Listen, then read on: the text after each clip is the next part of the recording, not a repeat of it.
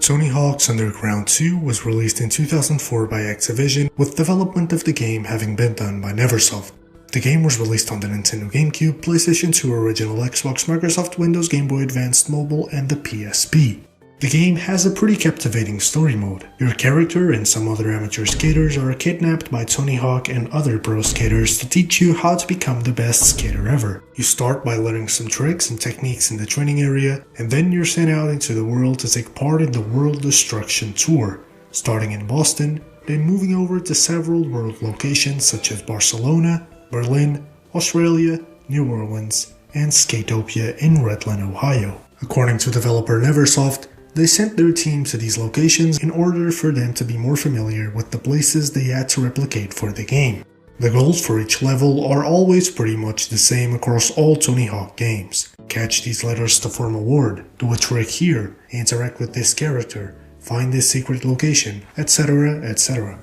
As I said before, I was never too invested in the story mode. As a kid, I never left the training area on the PSP version, since I couldn't do a quarter pipe transfer, and nowadays on the GameCube version, I didn't go past Boston because I really like the construction area near the sea. There's however much more you can do in this game besides following the story.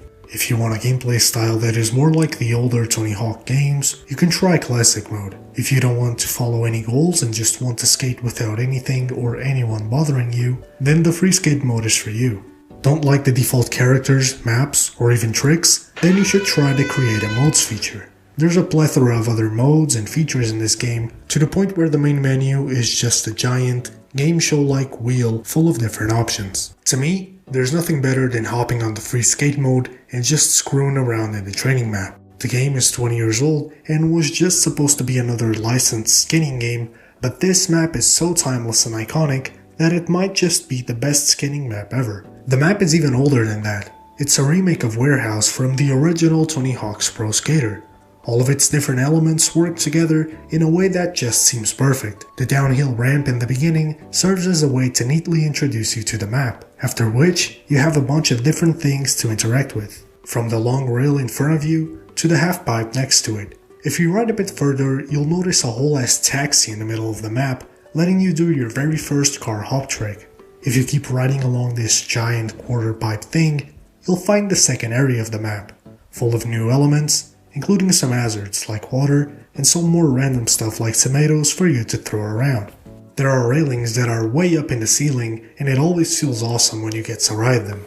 There's a giant wall near the tomato box where you can practice vert wall plants, which are amongst the most hated tricks in this game, and next to that is the deadly pit of water.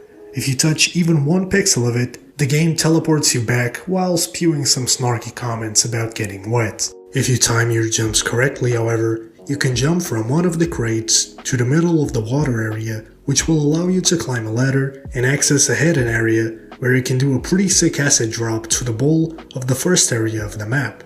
I'm pretty sure I just described the fifth of all that this map has to offer, and I'd love to talk about other maps like Barcelona and Boston, but I think that's enough yapping coming from me today. Overall, Duck 2 is a masterpiece of 2000 skateboarding games, and if you're interested in that genre, this should be your first try for sure. The insane roster of playable characters, along with the ability to create your own, the amazing maps, as well as the overly 2000s teenager vibe of the story and of the entire game, are all combined to provide an experience that time forgot, one that can't be replicated in no way, shape or form by today's games. So once again, you should try this game. I always hear Skate 3 this or Skater XL that, but the old school arcade-like style of skating games can still be pretty fun. With all of that said, I hope you like this video, and I hope you all have a nice day.